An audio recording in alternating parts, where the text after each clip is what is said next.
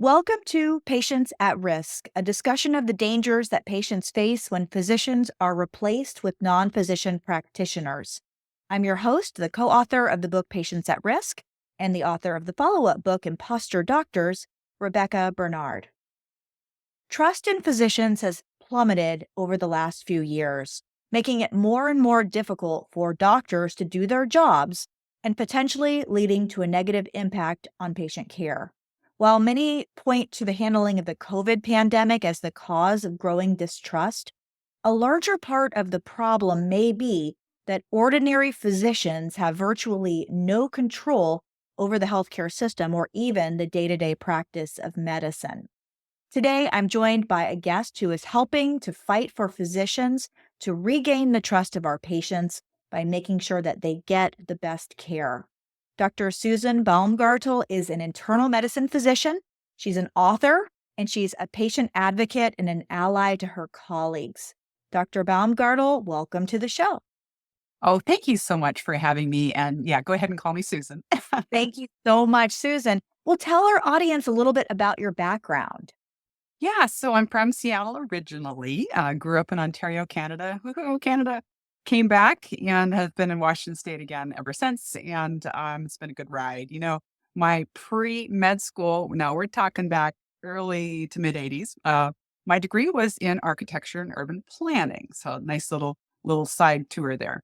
But I stayed at Seattle for all of my training, med school, residency and beyond, internal medicine, and hung up my shingle back in 1996 and practiced for 25 years full-time clinical practice. Back then, a lot of hospital work, and of course, eventually with the advent of hospitalists, segueing into mostly outpatient. But, my practice encompassed many different practice models. So I had insurance-based care for the most part. I had this concierge light program for 25 years. I did a medical weight management wellness program that I invented with lots of different moving parts. I also had a patient pay program and then kind of a hybrid as well as telemedicine. So a lot of different things that were kind of the springboard upon which I then jettisoned myself out of that arena almost 4 years ago and started my business, which is celebrating 3 years next month. So I'm super excited about that. Wrote a book, did a lot of fun stuff, and really, I love working for myself. It makes such a big difference, and you're a real evangelist, as am I, for doctors taking back control and owning themselves. So tell our audience what got you started on this pathway of advocacy.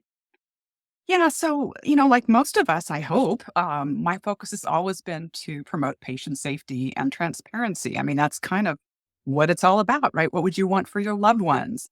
You wouldn't want a box checking approach to care for your loved ones. And so, as I was pivoting in that kind of career path I mentioned, so many of my former patients were reaching out to me. They were frustrated, they were overwhelmed, some of them were angry, and they were frustrated by this kind of crumbling of care or inability to access care. And so I love being of service in my new business in a different way. I have time to listen. I'm available. People can text me and when can you see me? Oh, I'll see you 2 hours from now. I mean, that was just not the way, not modus operandi before. And really, truly in this process, I've learned that I can really be of support to my colleagues. So I really enjoy that part too. I consider myself a professional compass. I love that. So you talked about your background, and it's really quite extensive, and you did spend quite a bit of time working within the system, as I call it. And part of that was working at the polyclinic. Now, is that the practice that was owned by, was it United Healthcare? So yeah, when I came in 1996, physician owned, so I was a shareholder owner for all those years. And ultimately, the machinery got bigger and bigger, and of course, to survive, you have to grow, and so we got bigger and bigger and bigger to the point where it was kind of made. There was a decision made at the C-suite level that partnering with another entity would be a good idea. Quotation marks there. And the long and short of it was Optum, which of course is parent company's United Health, came in and quote partnered. That was kind of this interesting journey because in and of itself, it was December 31st, 2018, tax year 2018. The ink was still wet. And suddenly Optum owned 80.1% of the company. And we, those physicians who had been there long enough to be shareholders, owned 19.9% of the company. And literally the last 6 years, up until literally just 6 to 8 weeks ago, quite a few negotiations back and forth about valuing the company and selling the final part off. Obviously, COVID did not help.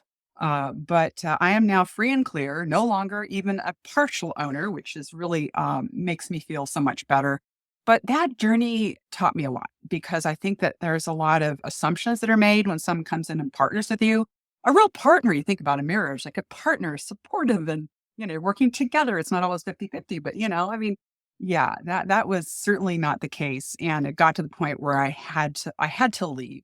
And I would say there's so much discussed about burnout, but I would say my impetus was more a moral injury departure, where I just said, you know what, this is not okay with my moral compass and my ethical code. I cannot care for patients in this dynamic anymore. And so that was my exit. It sounds like what happened to you is what has happened to so many doctors. When we look at the percentage of physicians who own their own practice, it's just gone down and down and down. And just in the last couple of years, we got to that point where more physicians are owned by corporate entities or large groups than own themselves. And what you've described is the reason why is that a lot of practices have found that they cannot sustain themselves with being a very small mom and pop type of a practice because of all the burdens and narrow margins and the higher expenses and obligations that you have to do to comply with insurance rules and Medicare rules. And so, what so many of us have done is to feel like, well, I can't do this on my own, so I'm going to join up with one of these big groups. But then, what we learn when we get into there is that you're theoretically protected from all this stuff, but not really, because what happens is now you kind of become a cog in the wheel and you're just part of this huge behemoth of a system and you lose total control. I'm wondering, is that what your experience was, or what were the things that you saw that caused so much moral injury in you when you got taken over by this corporation? I think it wasn't like a line in the sand where it was just like everything was egregious. Of course not. I have wonderful colleagues that still work in that organization and they're really good people. I honestly think they have golden handcuffs and a muzzle, so they can't really talk about it, but that's just my opinion. No, I think it was really, all physicians know about the electronic record, and I mean, I've always talked about like death by 1,000 cuts, death by 1,000 clicks, and I think that's the process that was going on. It wasn't just there was one thing, and I kind of had to flee. No, it was kind of one more, one more, one more, and it's perhaps harder for someone like myself who is used to having a fair amount of autonomy.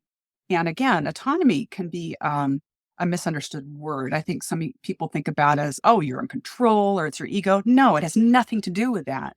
When I think of autonomy, I think, well, what am I doing with that patient in front of me in the room, that doctor patient relationship, which I feel is sacrosanct, and the things that then interfere between that relationship.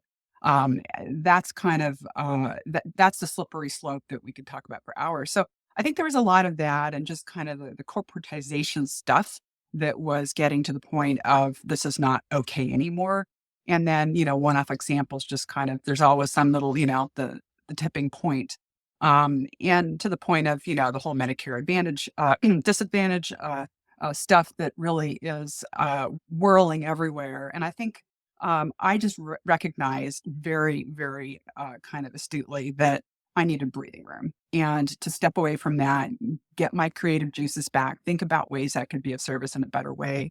Um, and, it's interesting because when I worked there, of course, you can't speak poorly of a company where you work. It's a good way to get fired. Although, remember, I was not an employee there. I was a shareholder owner, so different relationship. But I recognized that it was okay to stick my neck out and talk about some of this. And I was actually surprised in a good way by things that kind of happened very rapidly. To the point of last year, I was interviewed by Stat News.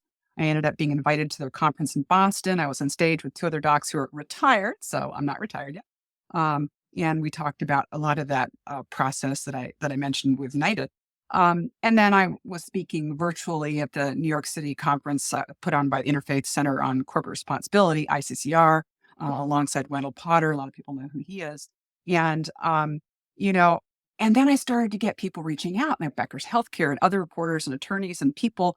In fact, just a week ago, the DOJ interviewed me. Like that's a whole new experience.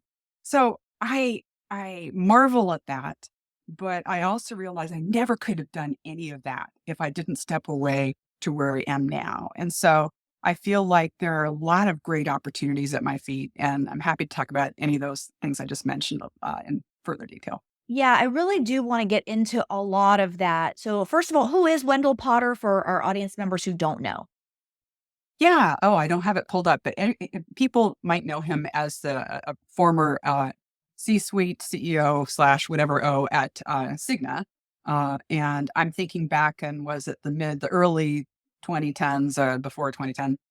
He testified in front of the Senate and basically um, kind of brought them down because I think he was understanding that what Cigna was doing was wrong, and he's now involved in a lot of different kind of things as far as his adventures with public facing. He I think works at the Center for Health and Democracy. It's a DC nonprofit, has a number of blog sites. He's been on a lot of different kind of public facing platforms, especially recently after the horrible murder of the United Healthcare CEO. But he's a wise soul, and always has a lot of really good things to say when it comes to the corporate practice of medicine. I think that his hope is that investors will spend more time learning about how all of these companies operate before they invest in a certain company. How their business practices often adversely affect patients, and healthcare consumers. Dare I say that we're consumers? And that, you can't just get your information from a financial analyst report. You really have to dig further and, subscribe to publications that look at things more carefully. And so I think that that was something I was very interested in pairing up with when I presented my piece on the consolidation problem in healthcare. And then that was fresh out of my trip from Boston too. So it's really humbling to be able to share that both virtual and actual stage with really, really good people.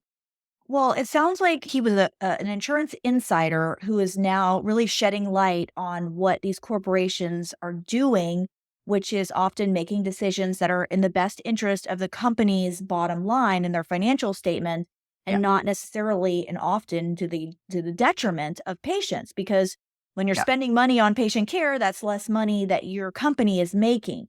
And to your point about whether investors should really be putting their money into these companies, it seems to me like it's gonna be a pretty short-sighted way of putting your money. You're gonna get returns, probably initially, but yeah, once that yeah, company squeezes everything that it can, because we know from private equity what they yeah, do, slash salaries, slash staffing to the bone, do just the minimum that they can, and that's just not sustainable for the long term. And at a certain point, then, you end up with these big companies filing for bankruptcy like Steward, or selling themselves off to the highest bidder, but ultimately not recouping money because they can't. And you can't suck the energy and the life out of a healthcare industry and then expect to have anything left to show for it. It's just counterintuitive. yeah. No, and I think not that every single private equity firm out there is bad, of course not. But when you see this applied in the healthcare arena, I just think it's wrong because the bottom line is always money. When we've always said follow the money. Who has whom in which pocket? Lobbyist in DC, and that's okay maybe when it comes to car parts. That's not okay when it comes to human lives. Right. And I just think that the general public doesn't see that. It's not very transparent, and that bothers me. I think it's essential that all physicians, all healthcare workers, pretty much everybody, but everyone in healthcare, they need to stand up. They need to defend the practice of medicine, protect patients, insist on transparency, and start to hold these behemoths accountable. And I'll use that word behemoth as coined by Tara Bano and her colleagues at Stat News, because that really, you think about what's going on. There's these creation of monopolies, and I just think that that's wrong when it comes to healthcare. Well, it's so interesting because I was at the AMA state advocacy meeting a couple weeks ago in California. And on one of the panels, they had a former insurance executive, and he was shedding some really serious light on some of the insane practices that they routinely did, prior authorizations and automatic denials. And basically, he told us straight up the intent of the company was to make it very difficult for physicians and patients to get the medications that the patients needed, and they would do everything that they can to make it harder, and in the hopes that maybe they would drop it and not even get the medicine because you just give up. And then one of the things people asked him, well, don't the patients then just say, well, I'm not going to go to your insurance company because you're not giving me what I need? He said, well, we love it when they do that because the patient that's really sick, that really needs medical care, and they can't get their expensive drugs or treatments, if they say, well, I'm going to just leave and go somewhere else. He said, we say, that's awesome. We don't want you. We want patients that don't use a lot of expenses. So it made me feel like, even if the patients complain or, vote with their feet and go somewhere else, that's not necessarily going to solve the problem. I think the only solution is to have some oversight and regulatory action for them to do what they're supposed to do to take care of patients.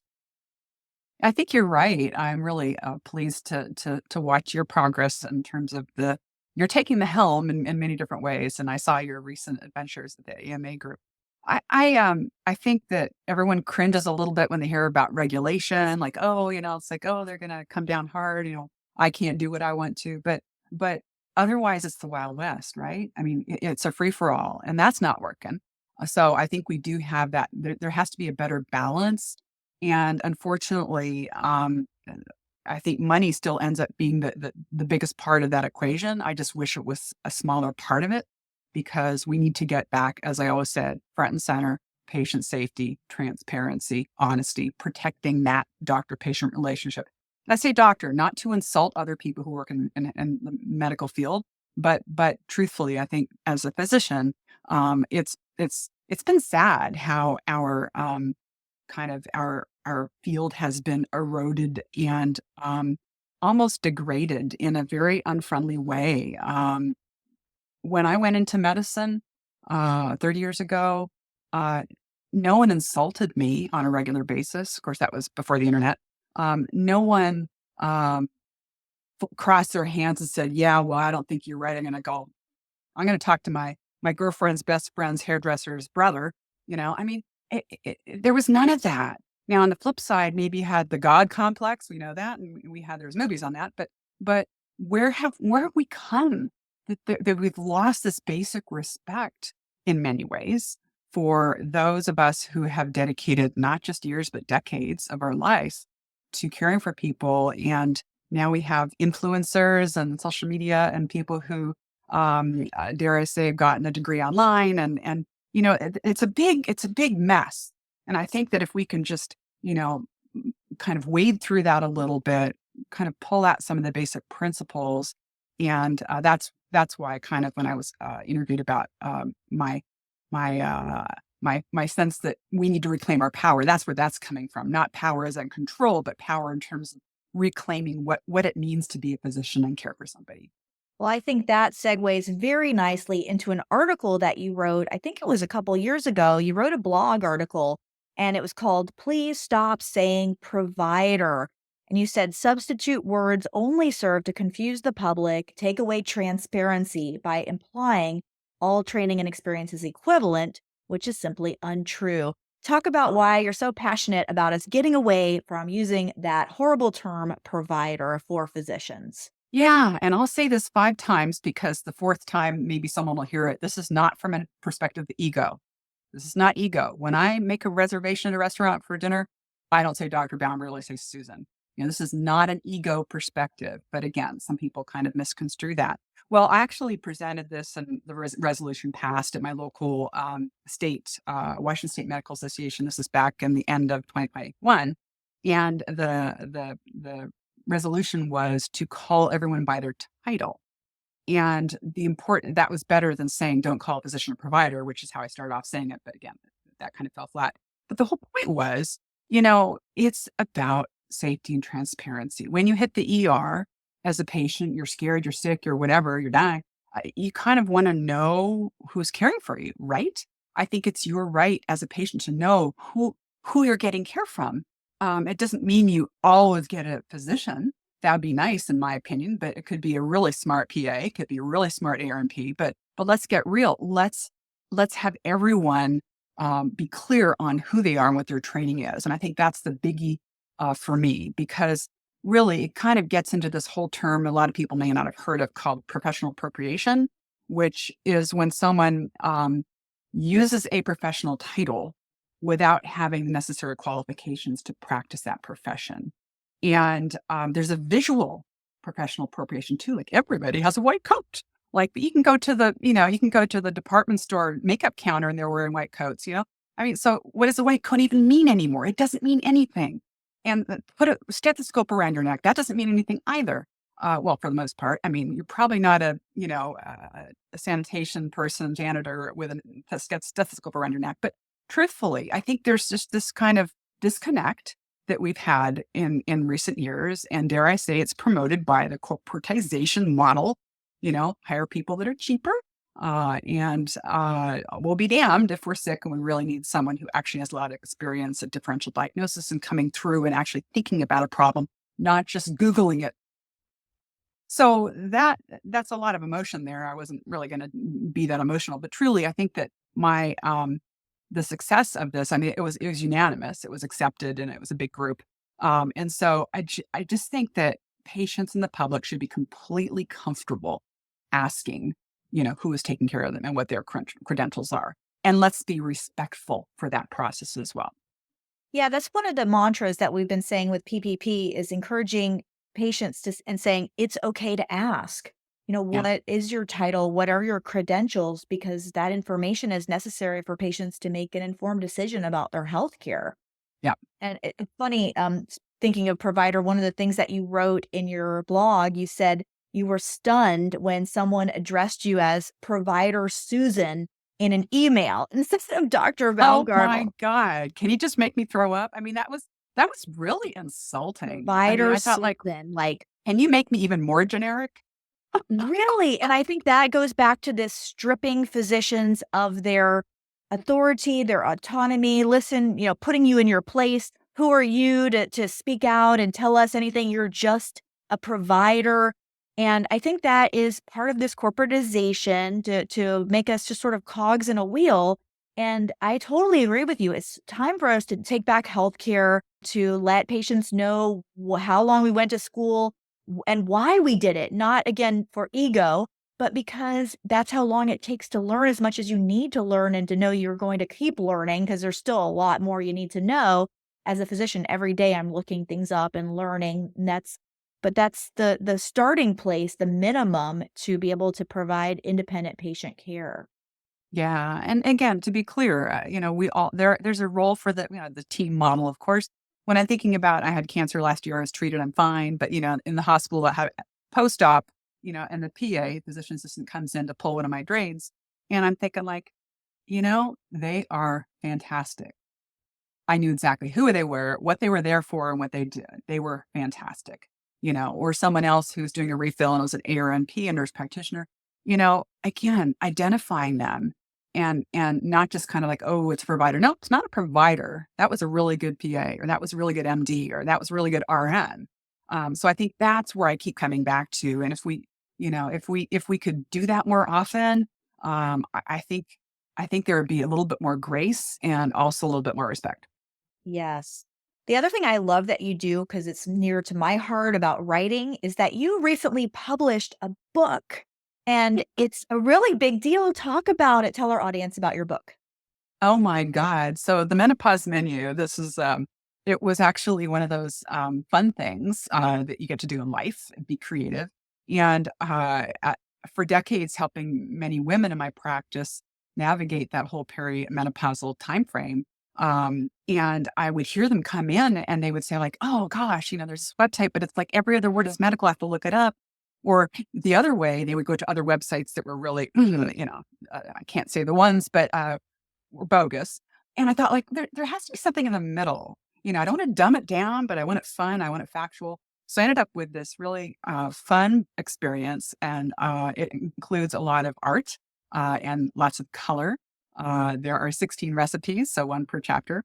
And it's really a way for women, and of course anyone like men to understand how to navigate most of the common symptoms of menopause. It's been a blast. I've done so many podcasts and in-person groups, and of course you can get it on Amazon. But I'm really tickled that I can share that knowledge in a fun way. And gosh, it's a good time to talk about menopause. It's really in the spotlight these days.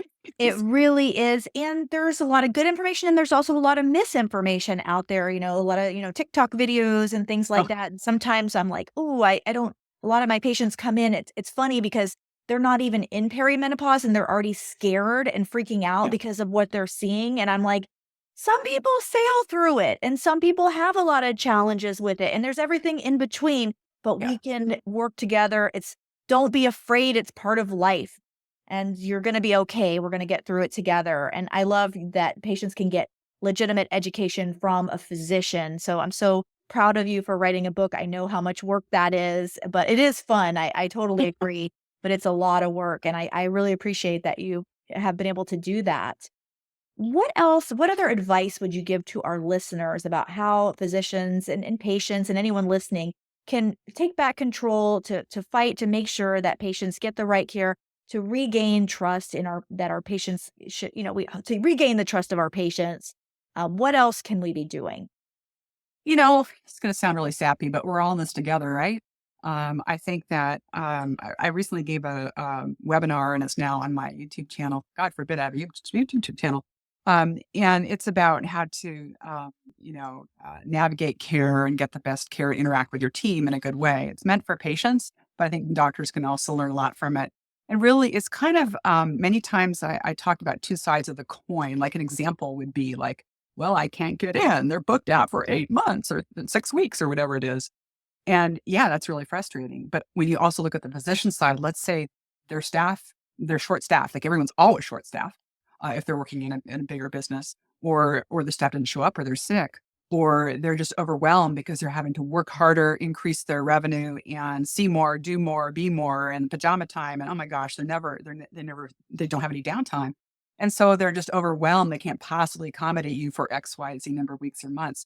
So I see both of the sides of those equations, and I like to present it in ways that are kind of simple, and offer little tips and tricks. And so I think it's always good, no matter which side of that coin you're on, to think about what's going on with the other person.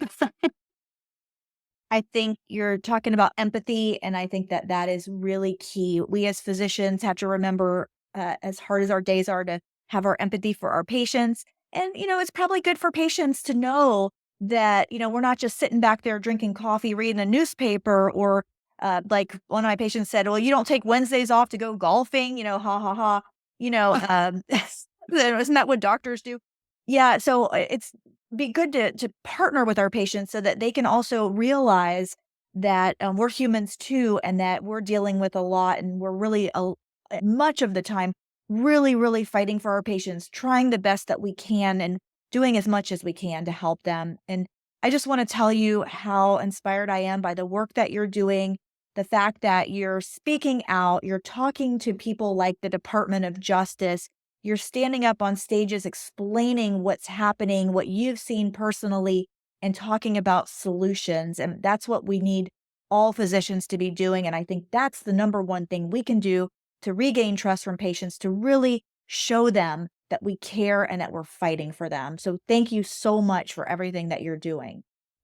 Thank you. I would say for folks who are interested in doing, what I'm doing, it seems very daunting. It seems almost impossible when you just are one person. But the more you do it, the more you realize you're not just one person, and it's for all the right reasons. So I think people need to kind of uh, get the wagons, circle the wagons, and garner support from their colleagues. Help each other. It really does take all of us together. So I appreciate your thoughts, your comment. Thanks so much for watching. If you've enjoyed this podcast, I encourage you to learn more by getting the books Patients at Risk and Imposter Doctors. They're available at Amazon or at barnesandnoble.com. And if you're a physician and you'd like to learn more about getting involved in our mission, which is advocating for physician led care for all patients and truth and transparency among healthcare practitioners, then please consider joining our group. It's called Physicians for Patient Protection. You can learn more at our website, physiciansforpatientprotection.org. Thanks so much, and we'll see you on the next podcast.